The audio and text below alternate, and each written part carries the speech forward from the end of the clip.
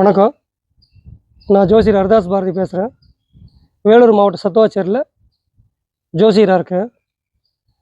என்ன விஷயம்னா, இப்போ குரு பயிற்சி இப்போ 2026 எப்போ, என்னென்ன எந்த டைமில் வரப்போகுது, யார் யாருக்கெல்லாம் என்னென்ன பலன்கள் வரப்போகுது அப்படின்ற ஒரு விஷயத்துக்காக நம்ம ரகுராம் அண்ணன் கேட்டிருந்தார். அதை பற்றி சொல்லுங்கன்ட்டு, அதுக்காக my India my people channel மூலிமா இதை பற்றி சொல்லலான்னு ஒரு பதிவு இது.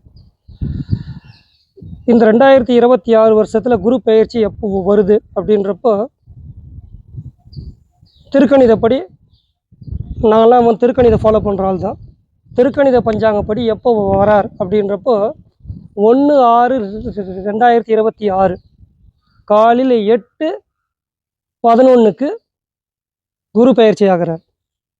திரும்பவும் சொல்கிறேன், தெளிவாக புரிஞ்சுக்குங்க.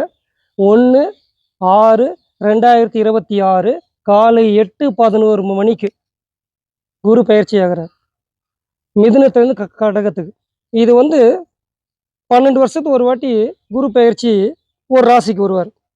இப்போ 12 வருஷத்துக்கு ஒரு வாட்டி குரு உச்சமாகிறார். கடகம்ன்றது குருவுடைய உச்ச வீடுன்னு சொல்லுவோம். நீச்ச வீடு பார்த்திங்கன்னா மகரம். ஒரு கிரகம் எங்கே உச்சமாகுதோ அதுக்கு 7வது வீட்டில் நீச்சமாகும். இது ஒரு ரூல். அப்போ கடகத்துக்கு வராரு. புனர்பூசம் 3ஆம் பாதத்திலிருந்து புனர்பூசம் 4ஆம் பாதத்து உள்ள நுழையிறப்ப 4ஆம் பாதம் கடகத்தில் இருக்கும். இது 1/6/2026 காலை 8:11 மணி அளவில் பயிற்சி ஆகிறாரு திருக்கணிதப்படி. சரி, இன்னொரு வாக்கிய பஞ்சாங்கம்னு சொல்கிறாங்களே, அது என்ன அப்படின்றப்போ கொஞ்சம் ஒரு 5 நாள் முன்னாடி வந்துடுறார். எப்படின்னா 26/5/2026, திரும்பவும் சொல்கிறேன், 26/5/2026 11:05 காலையில் பயிற்சி ஆகிறார். இதே மாதிரி தான் புனர்பூசம் 3ஆம் பாதம் 4ஆம் பாதத்துக்கு வர்றதா அவங்க சொல்கிறாங்க வாக்கிய பஞ்சாங்கப்படி. கிட்டத்தட்ட ரெண்டுமே திருக்கணிதம் வாக்கியம் ரெண்டுமே ஒன்று தான். பலன் சொல்கிற ஜோசியருடைய மதிநுட்பத்தை பொறுத்தும் அவருடைய திறமையை பொறுத்தும் தான் பலன் வெளிப்படுமே கண்டி பஞ்சாங்கத்தினால வித்தியாசம் கிடையாது. எனக்கு தெரிஞ்சு என்னுடைய மானசீக குருன்னு ஒருத்தரை நான் சொல்லுவேன்னா, பாலஜோதிடம் புக்கில் ஒரு முன்னெல்லாம் ஒரு கட்டுரைலாம் எழுதுவார். அவர் அதிர்ஷ்டம் சுப்பிரமணியம், நிறைய பேர் அவர் தெரிஞ்சிருக்கும், பிரபலமான ஒரு ஜோதிடர் தான் அவர். பாலஜோதிடம் புக்கில் ராசி பலன் கட்டுரையில் அவர் எழுதுவார். அவர் கடைசி வரைக்கும் வாக்கியம் தான் பெருசுன்னு சாதிச்சுட்டு அவர் போனவர். வாக்கிய பஞ்சாங்கம் தான், வாக்கிய பஞ்சாங்கம் தான், வாக்கிய பஞ்சாங்கம் தான். நான் இங்கே திருக்கணிதம் நான் இங்கே சொல்லிக்கிட்டே இருப்போம். ஆனால் அவர் எனக்கு ஒரு மானசீக குரு தான். அதில் எந்த மாற்று கருத்தும் இல்லை. பலன் சொல்கிற விதம் பார்த்திங்கன்னா துல்லியமாக இருக்கும். அவரது அதிர்ஷ்டம் சுப்பிரமணியத்துக்கு துல்லியமாக இருக்கும் பலன். எனக்கு தெரிஞ்சு அதை நான் ரசித்து அவருடைய எழுதுகிற விஷயமோ அவருடைய ராசி பலன் எழுதுகிற விஷயங்களும் நான் ரசித்து நான் பார்த்துருக்கேன். 26 மே மாதம் குரு பயிற்சி வாக்கியப்படி. ஆனால் ஜூன் மாதம் 1ஆம் தேதி குரு பயிற்சி திருக்கணிதப்படின்னு சொன்னாலும் இந்த ஒரு 5 நாள் வித்தியாசத்தினால ஒன்றும் பெருசாக தப்பு வந்துடாது. ஜோசியர் திறமையை பொறுத்து தான் ஜோதிடம் வெளிப்படுது. இப்போ நாம் விஷயத்துக்கு வருவோம். குரு பயிற்சி கடகத்தில் உச்சமாகிறாரு. நிறைய மாற்றங்கள் நடக்க போகுது. ஏன்னா குரு பார்க்க கோடி புண்ணியம் சொல்லுவாங்க. குரு பயிற்சி ஆச்சுன்னா என்னென்னலாம் நடக்க போகுது அப்படின்றப்போ முக்கியமான தகவல்னா, இப்போ இந்த உலக போர் அப்படின்ற விஷயங்கள்லாம் கொஞ்சம் கம்மியாகுன்றத விட டப்புன்னு நின்று போயிடும். கொஞ்சம் கொஞ்சமாக கம்மியாகணும் கூட சொல்ல விரும்பலை நான். குரு பயிற்சி ஆனதுக்கப்புறம் டக்குன்னு நின்று போயிடும் அந்த போர். ஈராக்கு சண்டை, ஈரான் சண்டை, அமெரிக்கா சண்டை எல்லாமே நின்று போயிடும். அமெரிக்காவுக்கு எதிராகவே சில நாடுகள் திரும்பக்கூடிய வாய்ப்புகள்லாம் வரப்போகுது இந்த குரு பயிற்சினால். இது நாம் நல்ல விஷயந்தான். நமக்கும் பொருளாதார ரீதியாக முன்னேற்றம்லாம் தேவை இல்லையா? அதுக்காக இதுக்கு அடுத்தபடியாக குரு பயிற்சினால் இந்த தங்கம் வெள்ளி விலை கொஞ்சம் ஏறதான் செய்யும். அது நாம் யதார்த்தத்தை ஏற்றுக்க வேண்டிய ஒன்று தான். இது ஒன்று. அதுக்கப்புறம் நல்ல மழை பொழிவு இருக்கும், நல்ல சுபிட்சம் வரும், விவசாயிகளுக்கு ஒரு சந்தோஷம் ஏற்படும், தானியங்கள் உற்பத்தி அதிகமாக விளையும். இந்த விஷயங்கள்லாம் குரு பயிற்சினால் நடக்க போகுது. இதுக்கப்புறம் பொதுவாக ஒரு மகர ராசியை பார்க்கறதுனால 7ஆம் பார்வையாக மகர ராசியை அவர் பார்க்குறாரு. அப்போது இந்தியாவுக்கு பார்த்திங்கன்னா பொருளாதார ரீதியாக பெரிய முன்னேற்றம் கொடுக்க போகுது. வெளிநாட்டிலேருந்து வரக்கூடிய தொழில்கள் நிறைய இங்கே வந்து இறக்குமதி ஆகும். நிறைய அந்நிய செலாவணி முதலீடெல்லாம் அதிகமாக போகுது. இந்தியாவுக்கே ஒரு பேரும் புகழும் கிடைக்கக்கூடிய ஒரு முக்கியமான ஒரு கண்டுபிடிப்பெல்லாம் இந்தியாவிலேருந்து வரப்போகுது.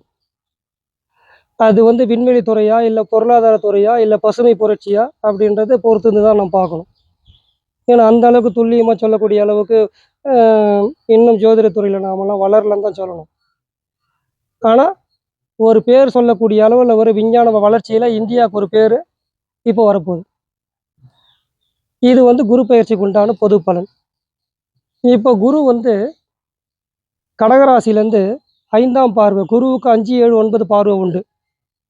அப்போ 5ஆம் பார்வையாக விருச்சிக ராசி பார்க்குறாரு. இதுக்கு அடுத்தது மகரத்தையும் பார்ப்பார். இதுக்கு அடுத்தபடியாக மீனத்தையும் பார்ப்பார். மீனம் வந்து சொந்த வீடு அவருக்கு. 5, 7, 9 பார்வை குருவுக்கு உண்டு.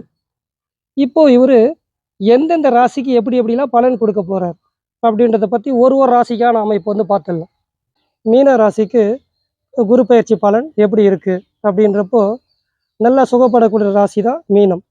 ரொம்ப நல்ல இடத்துக்கு வந்திருக்காரு பாருங்களேன் குரு. அதாவது ராசியாதிபதி குரு உங்கள் ராசிக்கு 5ஆம் வீட்டில் உச்சமாகிறாராம். அபரிவிதமான பலன்கள் அடையக்கூடிய ராசியில் மீனர் ராசியும் ஒன்று. ஏன்னா அவர் வந்து இவருடைய பாவத்துக்கு அது வந்து 5ஆம் வீட்டுக்கு இப்போ போகிறாரு. 5ஆம் வீடுன்றது புகழ், கீர்த்தி, அதுக்கப்புறம் பார்த்திங்கன்னா பூர்வ புண்ணிய ஸ்தானம்னு பேர், குலதெய்வ ஆசீர்வாதம், மூதாதையர் ஆசீர்வாதம் கிடைக்கக்கூடிய ஒரு அற்புதமான இடம் அது.